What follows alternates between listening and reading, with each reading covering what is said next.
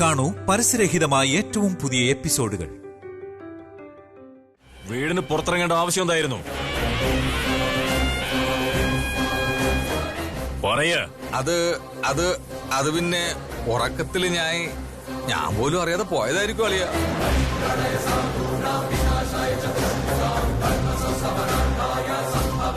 ഞാൻ പോയതുപോലെ ഞാൻ അറിഞ്ഞിട്ടില്ല. അത് എല്ലാം ഒരു സ്വപ്നം പോലെ, മായ പോലെ, എന്തോ ഒരു ഭ്രമം ബാധിച്ച പോലെ. നിർത്ത അളിയ.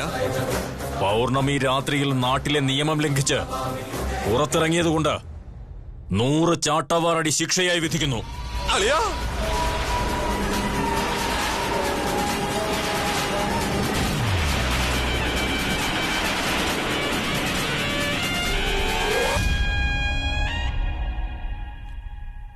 ശിക്ഷ ഉടൻ തന്നെ നടപ്പിലാക്ക. ശരി അങ്ങനെ. അളിയ, എന്തോ അളിയത്? ഞാൻ തൊഴുതു പറയാ അളിയ. അളിയ അളിയ അളിയ ക്ഷമിക്കണം അളിയ. അളിയ വേണ്ടത് പറയളിയ. എന്റെ പൊന്നളിയ വേണ്ടത് പറയളിയ. അദ്ദേഹം ചെയ്ത തെറ്റിനെ ഒരു തവണത്തേക്ക് ക്ഷമിക്ക്. ഈ സഹോദരിയുടെ മുഖത്തേക്കൊന്ന് നോക്ക് ചേട്ടാ. അദ്ദേഹം ഈ കുടുംബത്തിലെ മരുമകനല്ലേ? ഒന്ന് മനസ്സ് മാറ്റി ചേട്ടാ. ബന്ധവും സ്നേഹവും ഒക്കെ വീടിനകത്ത് മതി. അത് ഈ ഗ്രാമസഭ കൂടുന്നിടത്ത് വേണ്ട.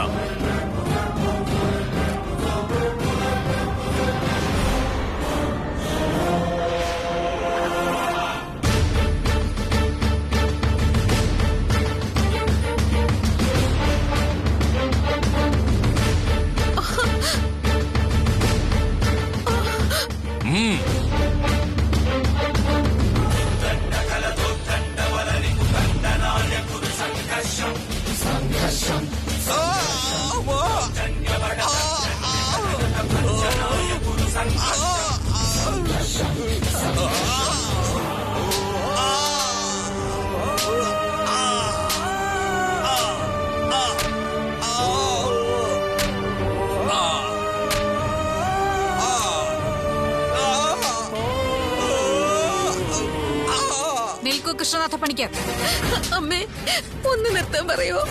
അയ്യോ വേണ്ട. എന്താ വലിയൊരു കാര്യം നടപ്പിലാക്കിയതുപോലെ തിരികെ പോകുന്നേ? ഇപ്പൊ സാക്ഷി പറയാൻ ഒരാൾ വന്നതുകൊണ്ട് നിങ്ങൾ അയാൾക്ക് ശിക്ഷ നൽകി. ആ കുട്ടി വന്നില്ലായിരുന്നുവെങ്കിൽ നിങ്ങളുടെ അളിയനെ നിങ്ങൾ സംരക്ഷിക്കുമായിരുന്നു. ഇപ്പൊ മനസ്സിലായില്ലേ? നിങ്ങൾ രക്ഷിക്കാൻ ശ്രമിച്ചാലും ന്യായമേ ജയിക്കൂ. അത് എന്റെ ഭാഗത്താണുള്ളത്. നിങ്ങളെ വെറുതെ വിട്ടുവെന്ന് ധരിക്കണ്ട. എപ്പോഴും ഞാൻ പിന്നാലെ ഉണ്ടാകും.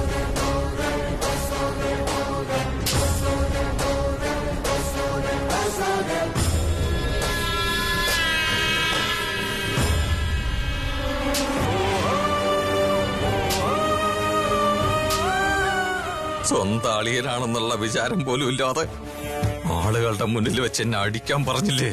നീ വിചാരിച്ചിരുന്നെങ്കിൽ അത് തടയാമായിരുന്നു. പക്ഷെ നീ അത് പറഞ്ഞില്ല. എനിക്ക് കിട്ടിയ ഈ അപമാനം അത്രമാത്രം ഞാൻ മറക്കില്ല. ഇതിനുള്ള പ്രതികാരം ഞാൻ നിനക്ക് തരുന്നുണ്ട്. ഇതിന് നീ അനുഭവിക്കും. ഇടില്ല നിന്നെ ഞാൻ.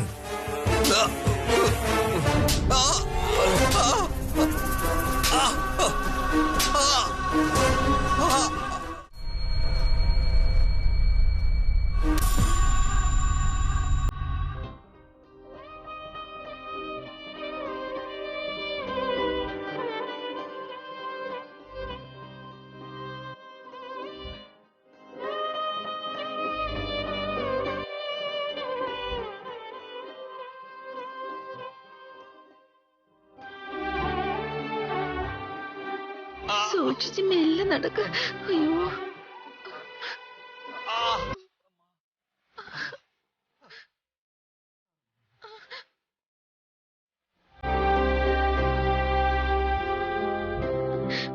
പതിയെ.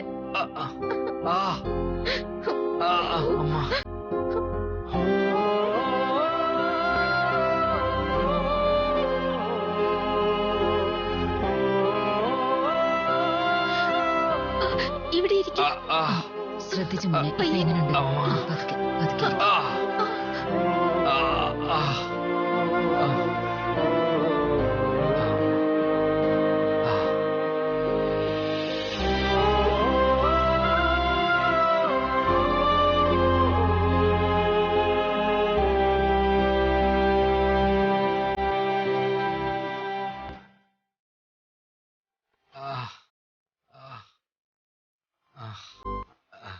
അളിയ അമ്മ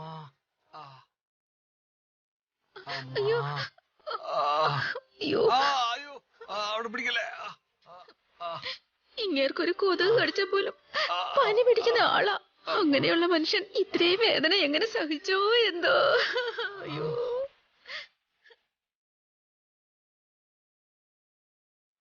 എന്റെ താലിക്ക് ആയുസുള്ളത് കൊണ്ടാ ഇപ്പോഴും ഒന്നും പറ്റാതെ ഇരിക്കുന്നെ. അല്ലായിരുന്നെങ്കിൽ ഇത്രയും വേദന അനുഭവിച്ച ഇങ്ങേര് ചിതയിൽ കിടന്ന് എരിയേണ്ടി വന്നേനെ എന്റെ അമ്മേ.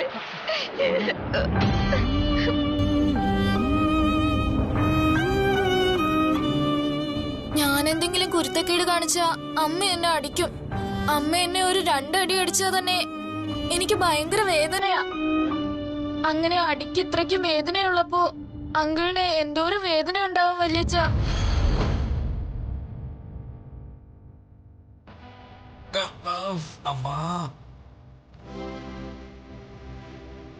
വിഷമിക്കല ചേച്ചി. പിന്നെ വിഷമിക്കാതെ. എന്റെ ഭർത്താവ് ഇത്ര അടി വാങ്ങിച്ചപ്പോ ഞാനത് ആഘോഷിക്കണമായിരുന്നോ?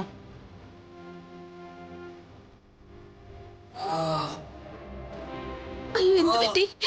കുക്കറിൽ വിസിലിന്റെ ശബ്ദം കേട്ടാ പോലും പേടിച്ച് വിറയ്ക്കുന്ന ആളാ. അങ്ങനെയുള്ളപ്പോ ഇത്രയും വലിയ അടിയുടെ വേദന എങ്ങനാ സഹിച്ചത്?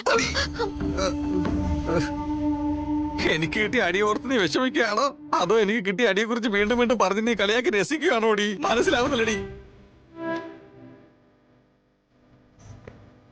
അമ്മാ, അതെ, ഇഞ്ചക്ഷൻ എടുത്താ കുറച്ച് വേദന കുറവുണ്ടാവും. ശരി അമ്മേ, ഞാൻ പോയി ഡോക്ടറെ കൂട്ടിട്ട് വരാം. അത് വേണ്ട.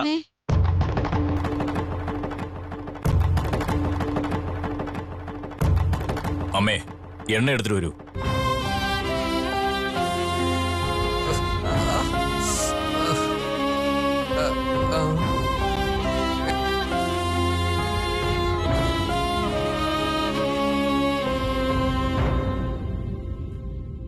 അളിയ, ഗ്രാമത്തലവനായതുകൊണ്ട് എന്റെ കടമ നിറവേറ്റാൻ വേണ്ടിയാണ് അങ്ങനെ ചെയ്തതെന്നല്ലാതെ നിങ്ങളെ ശിക്ഷിക്കണമെന്നോ അപമാനിക്കണമെന്നോ എനിക്ക് ആഗ്രഹമില്ലായിരുന്നു. എന്നോട് ക്ഷമിക്കൂ അളിയ. അളിയ ഒരു തെറ്റും ചെയ്തിട്ടില്ല അളിയ. അളിയ എന്റെ കടമയല്ലേ അളിയ ചെയ്തത്. എന്റെ തലയിൽ ഇങ്ങനെ എഴുതി വെച്ചിരിക്കുന്നത്. അന്നേരം പിന്നെ ആരെ കൊണ്ട് അത് മാറ്റാൻ പറ്റുന്നത്?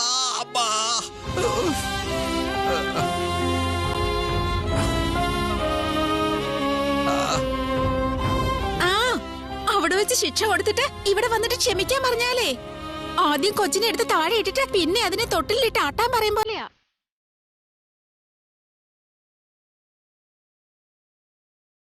കൗസല്യേ, ഒന്ന് സഹായിച്ചു കൊടുക്ക.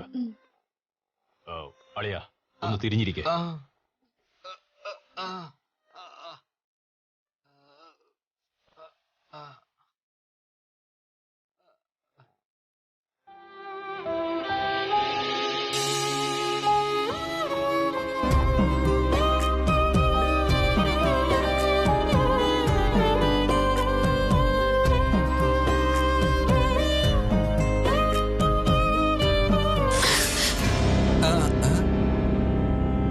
ഇനി ചേട്ടന്റെ ദയയും ദാക്ഷിണ്യം ഒന്നും ഞങ്ങൾക്ക് ആവശ്യമില്ല.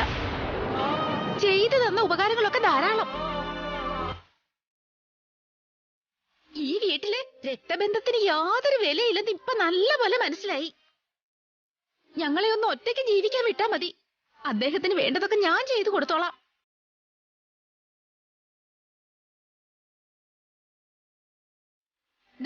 റോഡിലുള്ള പോസ്റ്റ് പോലെ എന്താണ് അവിടെ നിൽക്കുന്നേ? നിന്റെ അച്ഛനെ ഒന്ന് എണീപ്പിക്ക്. ശരി അമ്മേ.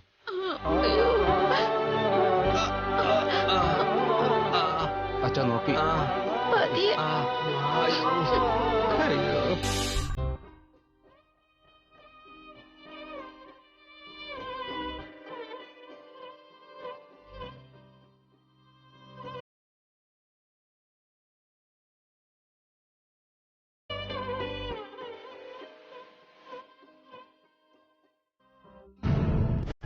നീ 100 വയസ്സ് വരെ സന്തോഷമായിട്ടിരിക്കണം മോളെ. ദേ നോക്കി, നിന്റെ ഈ മുഖത്തെ ചിരിയുണ്ടല്ലോ, അതെപ്പോഴും ഇതുപോലെ തന്നെ കാണണം. എനിക്കൊരാഗ്രഹം ഉണ്ട് ഏട്ടാ. എന്താ മോളെ അത്? ഞാൻ മരിക്കുന്നവരെയും എല്ലാ വർഷവും എനിക്ക് ഏട്ടന് രാഖി കെട്ടി തരണമെന്ന്. ഉറപ്പായിട്ടും അങ്ങനെ തന്നെ ആവട്ടെ മോളെ. ഒരു പക്ഷേ നിനക്ക് മുന്നേ ഞാൻ മരിച്ചു പോയാലേ. ഏട്ടാ, ഒരു ഉദാഹരണം പറഞ്ഞതാ മോളെ. ഇനി അങ്ങനെ സംഭവിച്ചാലും ഞാൻ അവിടെ പോയി ദൈവത്തോട് വഴക്കിട്ടിട്ട് തിരികെ വരും. ഞാൻ ഉറപ്പായും എന്റെ അനിയത്തിക്കുട്ടിക്ക് വേണ്ടി തിരികെ വരും.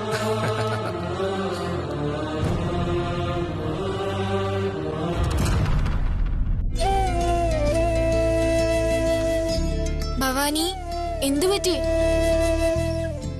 എന്താ ഈ ചിന്തിക്കുന്നേ? എന്തിനാ നീ ഇത്ര അധികം വിഷമിക്കുന്നേ? ഓരോ ദിവസവും വീട്ടിൽ എന്തെങ്കിലും ഒരു പ്രശ്നം ഉണ്ടായിക്കൊണ്ടേയിരിക്കുക. ആ പ്രശ്നങ്ങളിൽ നിന്നൊക്കെ പുറത്തേക്ക് വരാൻ തന്നെ ഉള്ള ടൈം നമുക്ക് മതിയാവുന്നില്ല. അതുകൊണ്ട് തന്നെ എന്റെ സ്വന്തം പ്രശ്നങ്ങൾക്ക് പരിഹാരം കാണാൻ എനിക്ക് സമയം കിട്ടുന്നില്ല. സ്റ്റഡീസ് പകുതി വഴിയിൽ ഉപേക്ഷിച്ച് അമേരിക്കയിൽ നിന്ന് ഞാനിവിടെ വന്നത് എന്റെ ഏട്ടന് എന്താ പറ്റിയെന്ന് അറിയാൻ വേണ്ടിയാ. പക്ഷെ അതിനെക്കുറിച്ചുള്ള ഒരു കാര്യം പോലും എനിക്കിതുവരെ കണ്ടുപിടിക്കാനോ അറിയാനോ കഴിഞ്ഞിട്ടില്ല. എനിക്ക് ദൈവത്തില് വിശ്വാസം ഇല്ല എന്നുള്ളതൊരു പ്രശ്നം. പിന്നെ എന്റെ ആളുകളുടെ വിശ്വാസത്തെ ഞാൻ ബഹുമാനിക്കുന്നില്ല എന്നുള്ളത് വേറൊരു വിഷയം. ഇതൊന്നും അല്ലാതെ ക്ഷേത്രത്തിലേക്ക് ഞാൻ കയറാൻ ശ്രമിച്ചു എന്ന് പറഞ്ഞ് എന്നോട് അഗ്നിയിൽ ഇറങ്ങാൻ പറഞ്ഞു. എന്നെ കല്യാണം കഴിക്കാൻ പറഞ്ഞു. ഇതൊന്നും പോരാഞ്ഞിട്ട് ഇന്ന് എന്റെ അമ്മാവനാണെങ്കിൽ വളരെ കഠിനമായ ശിക്ഷ കിട്ടി. ഇതുപോലുള്ള പ്രശ്നങ്ങൾ ഓരോ ദിവസവും മുന്നോട്ട് പോകുമ്പോൾ എന്റെ ഏട്ടന് വേണ്ടി എനിക്ക് ഒന്നും തന്നെ ചെയ്യാൻ പറ്റുന്നില്ല. വിചാരിച്ച കാര്യം വിചാരിച്ചതുപോലെ തന്നെ നടക്കില്ല ഭവാനി. നിന്റെ ചേട്ടൻ ജീവനോടെ ഉണ്ടെന്ന് തന്നെയാ നിന്റെ വിശ്വാസം. നിങ്ങൾ എന്നും പൂജ ചെയ്യുന്ന നാഗദേവത നിന്റെ നാത്തുന്റെ നെറ്റിയിൽ പൊട്ടുവെച്ചില്ലേ?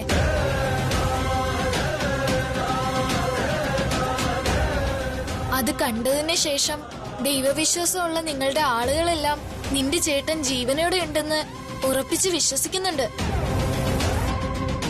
അങ്ങനെയാണെങ്കിൽ നിന്റെ പകുതി പ്രശ്നവും സോൾവ് ആയതുപോലെ തന്നെയല്ലേ? പ്രശ്നങ്ങൾ അങ്ങനെ എല്ലായ്പ്പോഴും ഉണ്ടാവും, എല്ലാവർക്കും ഉണ്ടാവും. നിന്റെ ചേട്ടനെ നീ കണ്ടെത്തുന്നതിനു വേണ്ടി നിന്നെ സഹായിക്കാൻ ഞാൻ നിന്റെ കൂടെ തന്നെ ഉണ്ടാവും.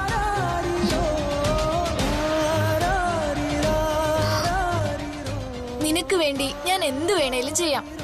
ഒന്നുകൊണ്ടും പേടിക്കണ്ട ഭവാനി, വിഷമിക്കണ്ട കേട്ടോ.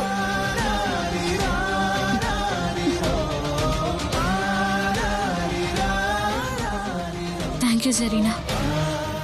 Thank you very much.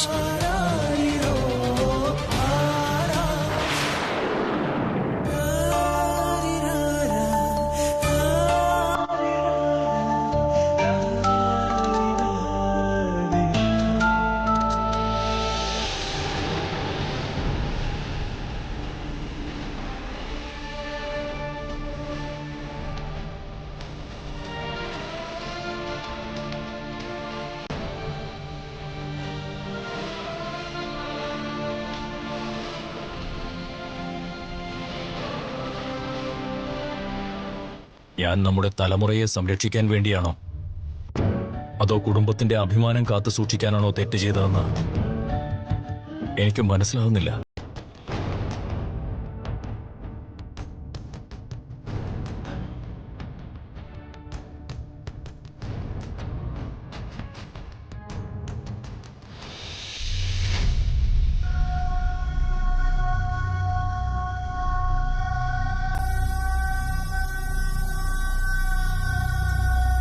ഉറക്കമൊന്നുമില്ലേ മോനെ? സങ്കടമുണ്ടല്ലേ? സങ്കടമല്ലമ്മേ, എനിക്ക് ഭയമാണ്. എന്തിനാടാ? നാട്ടുപ്രമാണിയായിട്ട് ഈ തലമുറയ്ക്ക് ചെയ്തു കൊടുക്കേണ്ട വളരെയധികം കടമകളുണ്ട് എനിക്ക്. ആ കടമകൾ നിറവേറ്റണമെന്നുണ്ടെങ്കിൽ ബന്ധുക്കളെയൊക്കെ വേദനിപ്പിക്കേണ്ടി വരും.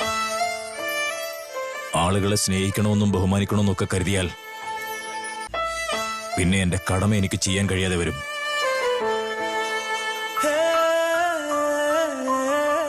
ബന്ധുക്കളുടെയും ചെയ്യേണ്ട കടമകളുടെയും നടുവിൽ ഒന്നും ചെയ്യാതെ വളരെ നിസ്സഹായനായി നിൽക്കേണ്ട അവസ്ഥയാണ് അമ്മേ എനിക്ക്. പറയൂ അമ്മേ, ഞാൻ എന്താ ചെയ്യേണ്ടത്? ഞാനൊരു കാര്യം പറയട്ടെ. ശ്രീരാമന് പോലും മാറി ചിന്തിക്കാൻ കഴിഞ്ഞില്ല.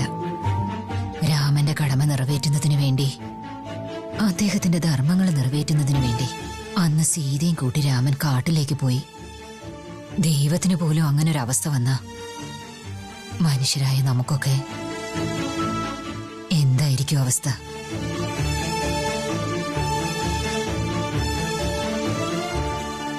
അവർ ദൈവമാണമ്മേ, ഞാൻ വെറും മനുഷ്യനാ. അവരെ പോലെ കഷ്ടപ്പെട്ടിട്ട് ദുഃഖം മുഴുവനും മനസ്സിലടക്കി വെച്ച് എനിക്ക് ജീവിക്കാൻ കഴിയില്ലമ്മേ. ബന്ധങ്ങളെക്കാളും കടമയാണ് പ്രധാനമെന്നുള്ളതുകൊണ്ട് ഞാനിപ്പോ ചേച്ചിയിൽ നിന്നും അകലം പാലിക്കുക. ഞാൻ ചെയ്യുന്ന കടമകൾ വിഡ്ഢിത്തരമാണെന്ന് കരുതിയിട്ട് എന്റെ മകൻ പോലും എന്നെ വിട്ട് ദൂരേക്ക് പോയി. ഞാൻ ചെയ്യുന്നതിന്റെ സത്യസന്ധത കാണിക്കാനാണ് എന്റെ സ്വന്തം മകളോട് പോലും ധൈര്യമായി ആ തീക്കനലിലേക്ക് ഇറങ്ങാൻ പറഞ്ഞത്.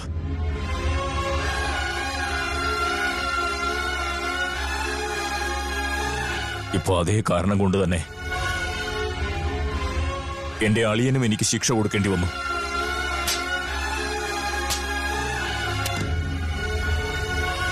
ചേച്ചി എന്നോട് പിണങ്ങിപ്പോയതുപോലെ എന്റെ മകളും എന്നെ വിട്ടു പോകുമോ എന്ന് എനിക്ക് നല്ല പേടിയുണ്ടമ്മേ. പൗർണമി രാത്രി കഴിയുന്നതുവരെ ആരെങ്കിലും വീട് വിട്ട് പുറത്തു പോകുമോ എന്നും ആർക്കെങ്കിലും ശിക്ഷ കൊടുക്കേണ്ടി വരുമോ എന്നും ഓർത്തിട്ട് എനിക്ക് ഭയമാണമ്മേ. കിടന്നിട്ട് എനിക്ക് ഉറങ്ങാനും കഴിയുന്നില്ല.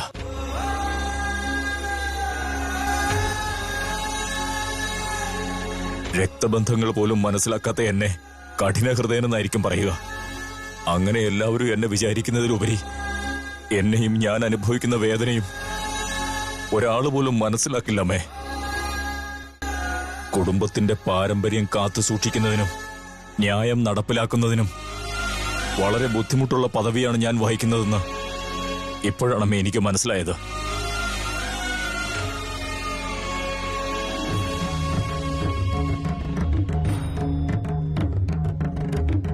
ഇനി ഇങ്ങനെ ഒരു ഭാരം ചുമക്കാൻ എനിക്ക് കഴിയില്ലമ്മേ.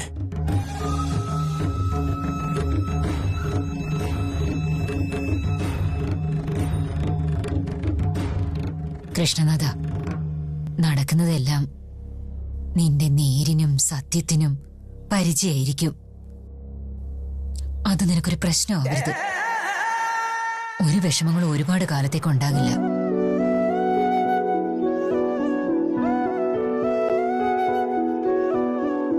വിഷമിക്കാതെ മോനെ.